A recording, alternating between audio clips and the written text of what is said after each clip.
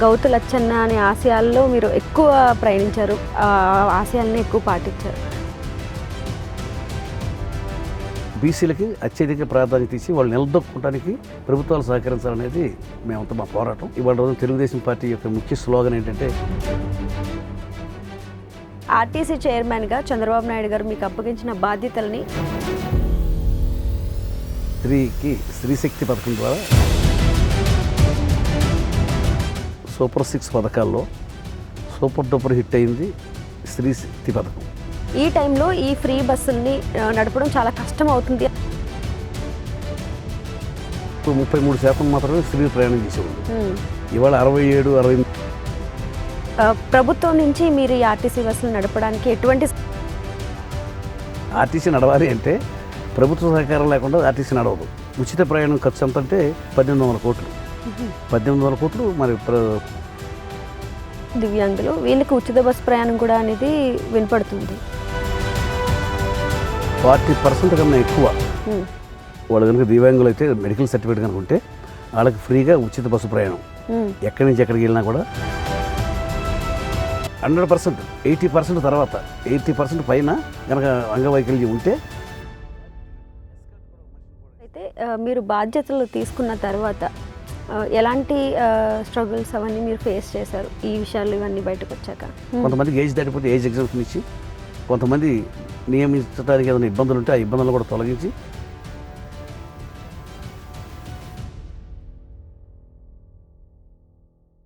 నమస్తే, welcome to RVR TV. బీసీల గొంతుకగా BR Ambedkar Gouthu లచ్చన్నల బాటలో ఉద్యమించిన నేత కొనకల నారాయణరావు గారు తెలుగుదేశం పార్టీ సిద్ధాంతాలకు ఆకర్షితుడై ఆ పార్టీలో చేరారు. అప్పటికే ప్రజా మన్ననలు మెండుగా ఉన్న ఈ బీసీ ఉద్యమకారుడు గురించి చంద్రబాబు నాయుడు తెలుసుకున్నారు. బందరు ఎంపీగా పోటీ చేయమని ప్రోత్సహించారు. 2009లో ఎంపీగా గెలిచారు. తిరిగి 2014లోనూ మచిలీపట్నం నుంచి ప్రజలు ఎంపీగా ఎన్నుకున్నారు. అంతకుముందు రాష్ట్ర విభజనపై పార్లమెంటులో గలమెత్తారు. ప్రాణాలకు తెగించి అప్పటి కేంద్రం వైఖరిని నిలదీశారు. ఈ సందర్భంగా ఆయన ఎటువంటి బెదిరింపులకు లొంగలేదు. సమైక్యాంధ్ర పోరాటంలో ఆయన పార్లమెంట్లోనే గుండుపోటుకు కూడా గురయ్యారు. ఈ ఘటనతో నారాయణరావు విభజనపై చేస్తున్న ఉద్యమం మరింతగా విస్తరించింది. నాడు ఆయన ప్యానెల్ స్పీకర్ గాను పనిచేశారు. అధినేత చంద్రబాబు నాయుడు గారు అడుగుజాడల్లో నడుస్తూ ప్రస్తుతం ఏపీఎస్ ఆర్టీసీ చైర్మన్గా బాధ్యతలు నిర్వహిస్తున్న మాజీ ఎంపీ కొనకల నారాయణరావు గారు ఈరోజు మన ప్రత్యేక కార్యక్రమంలో ముఖ్య అతిథి. ఆయనకి స్వాగతం చెప్దాం. నమస్కారం సార్. నమస్తే. బాగున్నారా? బాగున్నాను. ఓకే. ఆర్టీసీ చైర్మన్గా చంద్రబాబు నాయుడు గారు మీకు అప్పగించిన బాధ్యతల్ని మీరు ఎలా ముందుకు తీసుకెళ్తున్నారు అని అంటే మీ సమాధానం? చంద్రబాబు నాయుడు గారు అధికారంలోకి రాకముందే ఆర్టీసీలో స్త్రీలకి ఉచిత ప్రయాణం ఏర్పాటు చేస్తానని చెప్పి అనౌన్స్ చేయడం జరిగింది.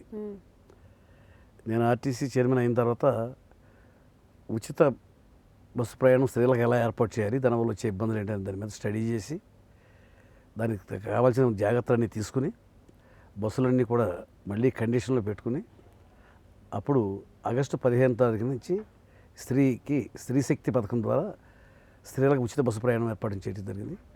అన్నీ అనుకున్న ప్రకారంగా ముందు జాగ్రత్తలు తీసుకున్నాం. ఏ ఇబ్బందులు లేకుండా సక్రమంగా నడుస్తున్నాయి. ఓకే. ఈ స్త్రీ శక్తి కార్యాచరణ కోసం ఈ ఫ్రీ బస్సులు ఆడవాళ్ళకి మీరు అందించడం కోసం ఎటువంటి చర్యలు మీరు దీనిపైన తీసుకోవడం జరిగింది? ఫస్ట్ వెంటనే కావాలంటే కొత్త బస్సులు రావాలంటే టైం పడుతుంది. ఎందుకంటే బస్సులు ఆర్డర్ ఇవ్వాలి, బాడీ బిల్డింగ్ చేయాలి, అవన్నీ తయారైన తర్వాత రావడానికి టైం పడుతుంది.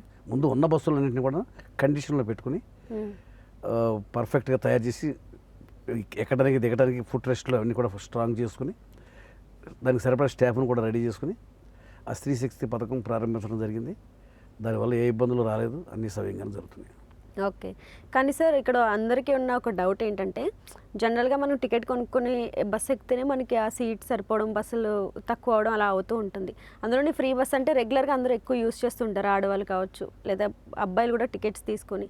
ఈ టైంలో ఈ ఫ్రీ బస్సుల్ని నడపడం చాలా కష్టం అవుతుంది అని నేను అనుకుంటున్నాను. ఎందుకంటే బస్సులు సరిపోవు, బస్ కొరత అనేది ఉంటుంది.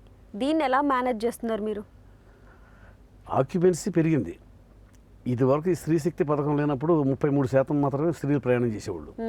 ఇవాళ 67-68% ప్రయాణం చేస్తున్నారు. దానివల్ల ఎక్కువ సీట్లు ఆక్యుపెన్సీ స్త్రీలే చేసుకుంటున్నారు.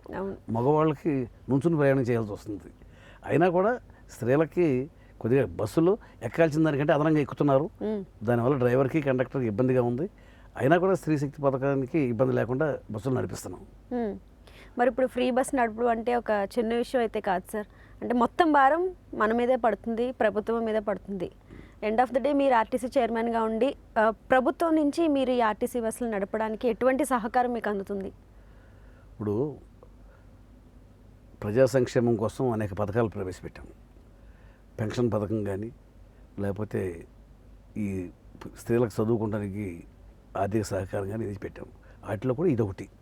స్త్రీలకి ఒక సదుపాయం కలగజేయడం కోసం వాళ్ళు స్వేచ్ఛగా బస్సుల్లో ప్రయాణం చేసి, ఇప్పుడు చిన్న ఉద్యోగస్తురాలు ఉంటారు, బస్సుల్లో వెళ్ళి రావాలంటే వాళ్ళకి ఛార్జీలకి ఇదివరకు ఖర్చు అయిపోతాయని భయపడేవాళ్ళు. ఇప్పుడు ఫ్రీగా వెళ్ళిపోయి పని చేసుకొస్తాం. కూలికి వెళ్ళేవాడు కూడా బస్సులో వెళ్ళి వేరే ఊరికి వెళ్ళిపోయి కూలి పనులు చేసుకుని వచ్చేస్తారు. స్త్రీలకు బాగా ఉపయోగపడుతుంది.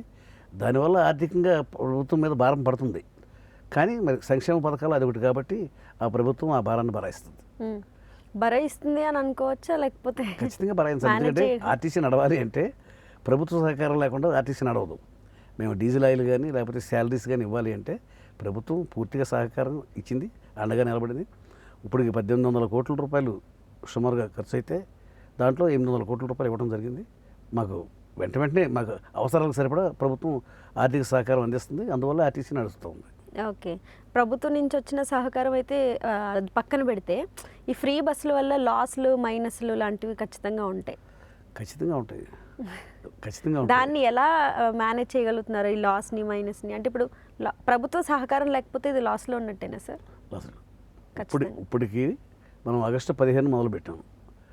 ఇప్పటికి సుమారుగా 6 నెలలు చిల్లర 7 నెలల దాకా వచ్చింది.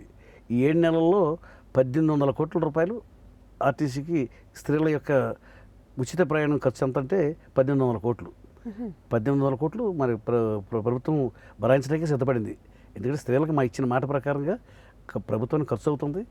సంక్షేమ పథకాల్లో ఖర్చు అయ్యే భాగంలో ఇది కూడా ఒక ఖర్చు అవుతుంది. అయితే ఇప్పటి వరకు ప్రయాణించినట్లు స్త్రీలు ఎక్కువ ఉన్నారని మీరు కూడా అన్నారు. అంటే వాళ్ళ సైడ్ నుంచి ఆ రెస్పాన్స్ ఎలా ఉంది? మీకు ఎలాంటి రెస్పాన్సెస్ మీరు విన్నారు? ఇప్పుడు సూపర్ 6 పథకాల్లో సూపర్ డూపర్ హిట్ అయింది స్త్రీ శక్తి పథకం. మేము పెట్టిన పథకాలన్నింటిలో కూడాను మంచి రెస్పాన్స్ వచ్చి ప్రజలు బాగా ఉపయోగించుకుని చాలా ప్రశంసలు కురిపిస్తూ ఉన్నారు. ఎందుకంటే స్త్రీలకు ఇంతకుముందు స్వాతంత్రం వచ్చిన తర్వాత ఎవరు కూడా ఇటువంటి బస్సు ప్రయాణం ఉచితంగా ఏర్పాటు చేయడం జరగలేదు. ఒక్క కూటమి ప్రభుత్వం వచ్చిన తర్వాత చంద్రబాబు నాయుడు గారు, పవన్ కళ్యాణ్ గారు ఆ రోజున మోడీ గారు మాట ఇచ్చారు. స్త్రీలకి అధికారంలోకి వచ్చిన తర్వాత మీకు ఉచిత బస్సు ప్రయాణం ఏర్పాటు చేస్తామన్నారు. అన్నమాట ప్రకారం కట్టుబడి చేశారు. దీనివల్ల ఉపయోగించుకుని స్కూల్కి వెళ్ళే పిల్లలు కానీ, కూలికి వెళ్ళే ఆడపిల్లలు కానీ, ఉద్యోగాలకు వెళ్ళేవాడు కానీ, తీర్థయాత్రలకు వెళ్ళేవాడు కానీ, తల్లిదండ్రులు ఎప్పుడు కావాలి, ఇదివరకు తల్లిదండ్రులకు వెళ్ళాలంటే డబ్బులు అయిపోతే ఆలోచించేవాడు. ఇప్పుడు ఎప్పుడు కావాలంటే అప్పుడు వెళ్ళిపోయి తల్లిదండ్రులను చూసుకొచ్చేస్తున్నారు. అలాగే కూలికి వెళ్ళి బాగా వినియోగించుకుంటున్నారు. చాలా ఆనందంగా ఉన్నారు. అవును. అయితే సార్ ఇప్పుడు ఈ ఫ్రీ బస్సులు పెట్టడం వల్ల చాలా వరకు ఈ ఆటో వాళ్ళు కావచ్చు, ఈ నడుపుకునే వాళ్ళు కొంచెం ఇబ్బంది పడుతూ ఉన్నారు.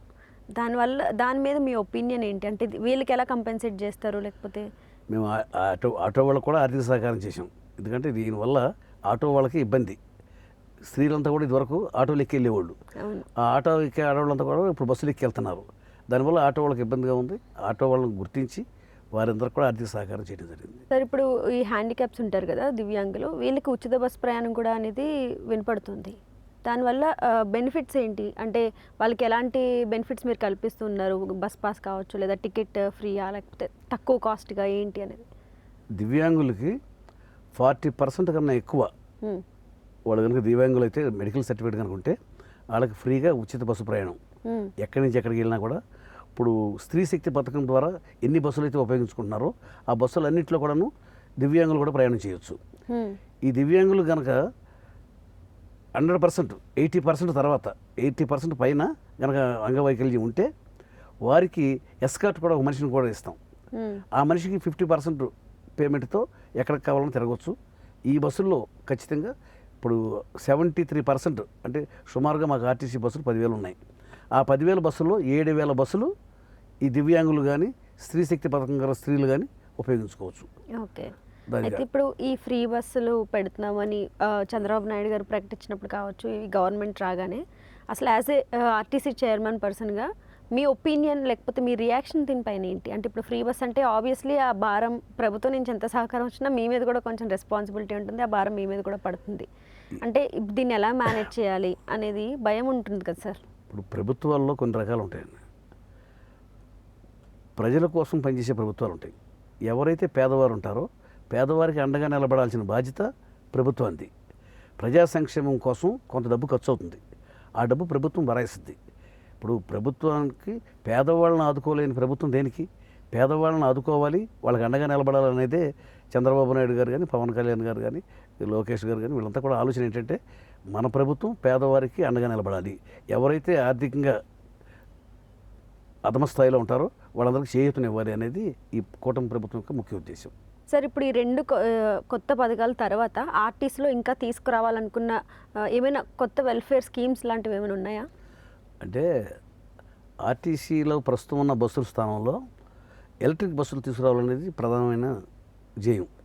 ఎందుకంటే వాతావరణ కాలుష్యం లేకుండా వాతావరణానికి ఉపయోగపడేలాగా ఇక నుంచి వచ్చే బస్సులన్నీ కూడా డీజిల్తో నడిచేవి కాకుండా ఎలక్ట్రికల్ బస్సులు అయితే వాతావరణ కాలుష్యం ఉండదు, ఆ బస్సులు ప్రవేశపెట్టాలనేది చంద్రబాబు నాయుడు గారి యొక్క ముఖ్య ఉద్దేశం.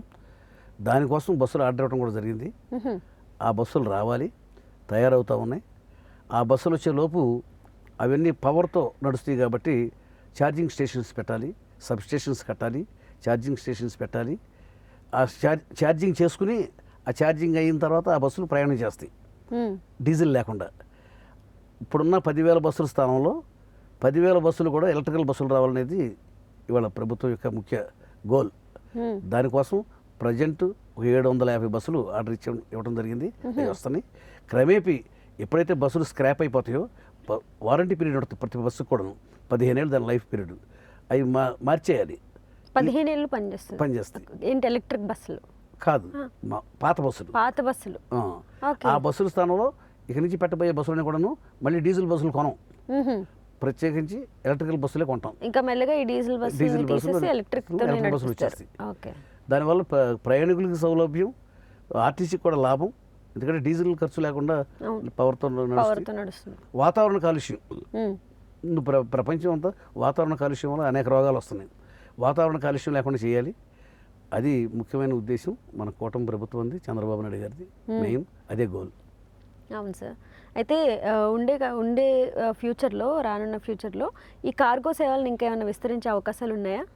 కార్గో బాగుందండి. ఇప్పుడు ప్రస్తుతం మేము కార్గో చేస్తున్నాం, అది లాభసాటిగా ఉంది, బాగుంది, ప్రజలకు ఉపయోగపడుతుంది.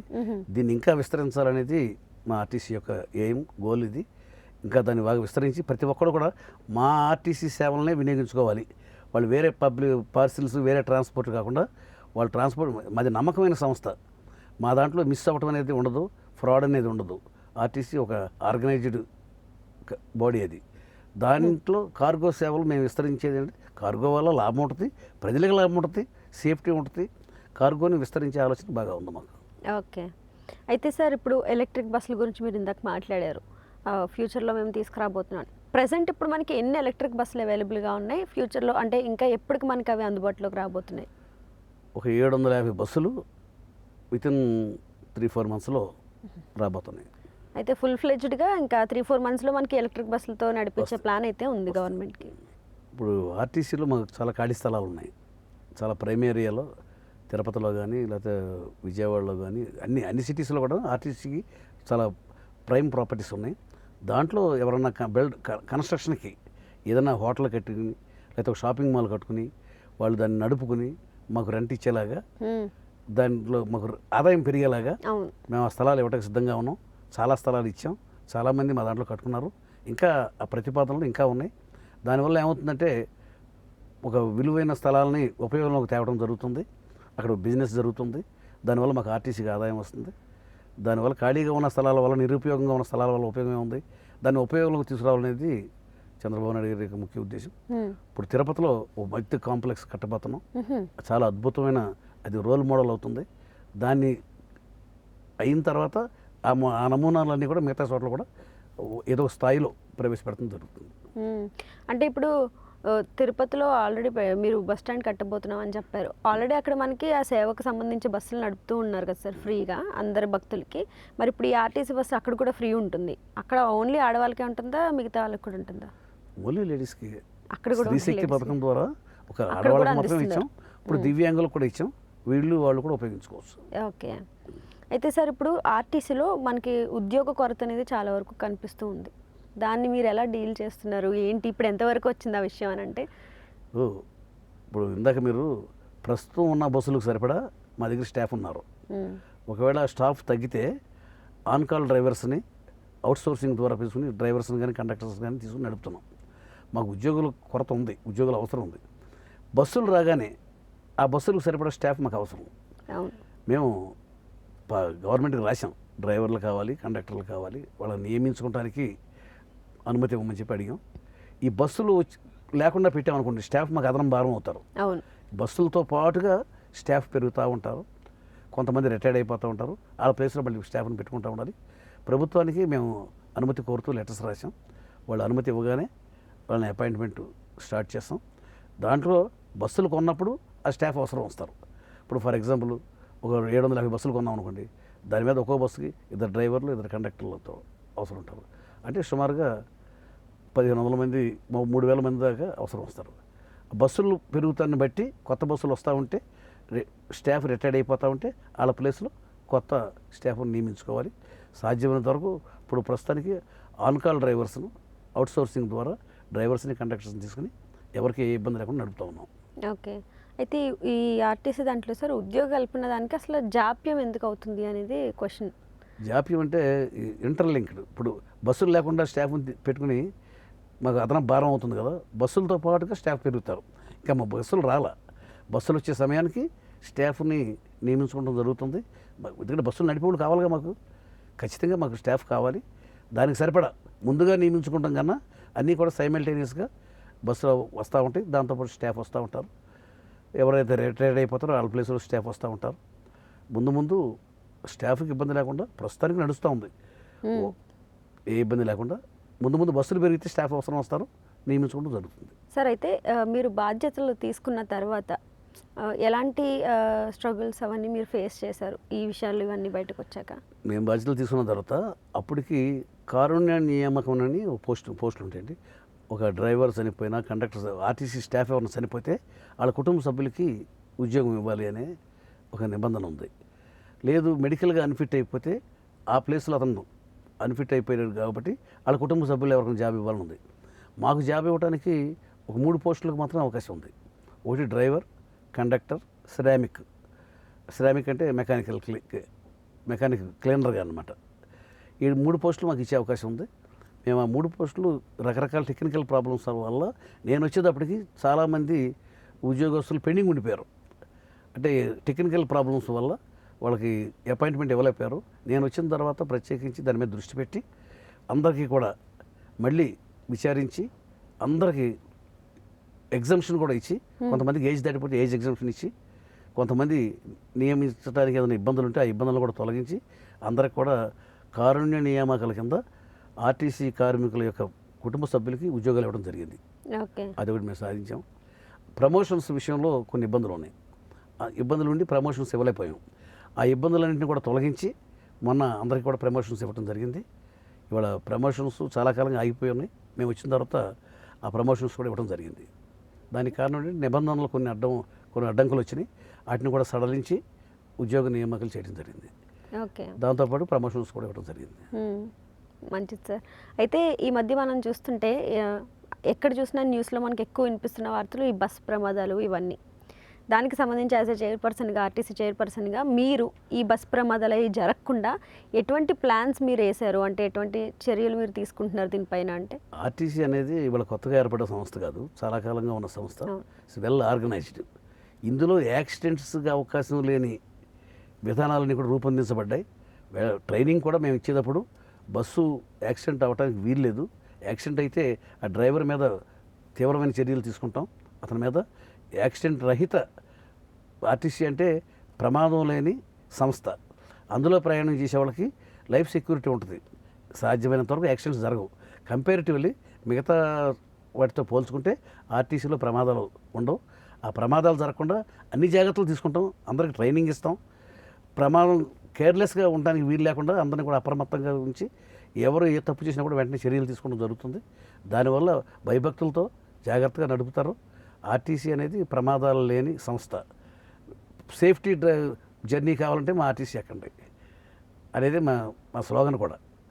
మిమ్మల్ని క్షేమంగా సురక్షితంగా మిమ్మల్ని చేర్చే సంస్థ ఆర్టీసీ సంస్థ. ఓకే సార్, అయితే మీరు ఈ రాజకీయాల్లోకి రాకముందు అంతకుముందు గౌతు లచ్చన్న అనే ఆశయాల్లో మీరు ఎక్కువ ప్రయాణించారు, ఆశయాలని ఎక్కువ పాటించారు. మరి ఆఫ్టర్ మీరు ఈ తెలుగుదేశం పార్టీలోకి వచ్చాక ఎటువంటివి పాటిస్తున్నారు, ఎలా నడుస్తున్నారంటే ఈ తెలుగుదేశం పార్టీలో? మేమంతా గౌతు లచ్చన్ గారి శిష్యులు అండి. అప్పట్లో కాంగ్రెస్ పార్టీకి ఎగనెస్ట్గా గౌతు లచ్చన్ గారి అడుగుజాడలు నడిచేవాళ్ళం. ఆ తర్వాత తెలుగుదేశం పార్టీలో చేరడం జరిగింది. సుమారుగా గౌతు లచ్చన్ గారు వీళ్ళంతా కూడా ఎలాంటి భావాలతో అయితే ఉన్నారో, ఎన్టీ రామారావు గారు, చంద్రబాబు నాయుడు గారు కూడా అదే భావాలతో బీసీలకి రాజకీయ ప్రాతినిధ్యం ఇవ్వాలనేది ఆ రోజుల్లో మా స్లోగన్ ఏంటంటే బీసీలకి రాజకీయంగా ప్రాతినిధ్యం ఇవ్వాలి, వాళ్ళకి ఉద్యోగ అవకాశాలు ఇవ్వాలి, రిజర్వేషన్లు అమలు జరగాలి, బీసీలకి అత్యధిక ప్రాధాన్యత ఇచ్చి వాళ్ళు నిలదొక్కుంటానికి ప్రభుత్వాలు సహకరించాలనేది మేమంతా మా పోరాటం. అదే ఇవాళ రోజున తెలుగుదేశం పార్టీ యొక్క ముఖ్య స్లోగన్ ఏంటంటే బీసీలకి రాజకీయ ప్రాతినిధ్యం ఇవ్వాలనేది తెలుగుదేశం పార్టీ ఆశయం. చంద్రబాబు నాయుడు గారు నాకు 3 సార్లు పార్లమెంట్కి పోటీ చేసే అవకాశం ఇచ్చారు మా మచిలీపట్నంలో. మరి ఇవన్నీ కూడా బీసీలని ప్రోత్సహించారు. ఇవాళ రోజున ఆర్టీసీ చైర్మన్గా కూడా నాకు తెలుగుదేశం పార్టీ అవకాశం ఇచ్చింది. బీసీలకి ప్రాతినిధ్యం నాకు ఇవ్వటమే కాదు, ఎక్కువ శాతం బీసీలకి తెలుగుదేశం పార్టీలో రాజకీయ ప్రాతినిధ్యం ఉంది, వాళ్ళందరినీ కూడా గౌరవించడం ఉంది. బీసీలకి మంచి భవిష్యత్తు కోసం తెలుగుదేశం పార్టీ ఆ లచ్చన గారు అడుగుజాడలో మేము ఏమి నేర్చుకున్నామో ఇప్పుడు అవన్నీ కూడా అమలు జరుగుతూ ఉన్నాయి. అవును, ఈరోజు కొనకల నారాయణరావు గారు మన స్టూడియోకి వచ్చి ఆయన విలువైన సమయాన్ని మనందరి కోసం ఇచ్చి ఆయన పొలిటికల్ లైఫ్ గురించి కావచ్చు, లేకపోతే ఇప్పుడు ఆయన ఆర్టీసీ చైర్మన్గా నిర్వహిస్తున్నటువంటి బాధ్యతల గురించి కావచ్చు, చాలా చక్కటి విషయాల్ని మనందరి కోసం తెలియజేశారు. సో మీరు కూడా ఇలాంటి ఎపిసోడ్స్ని మిస్ కాకూడదు అనుకుంటే ఏం చేయాలి? మన ఆర్వీఆర్ టీవీని లైక్ చేయండి, షేర్ చేయండి, సబ్స్క్రైబ్ చేసుకోండి.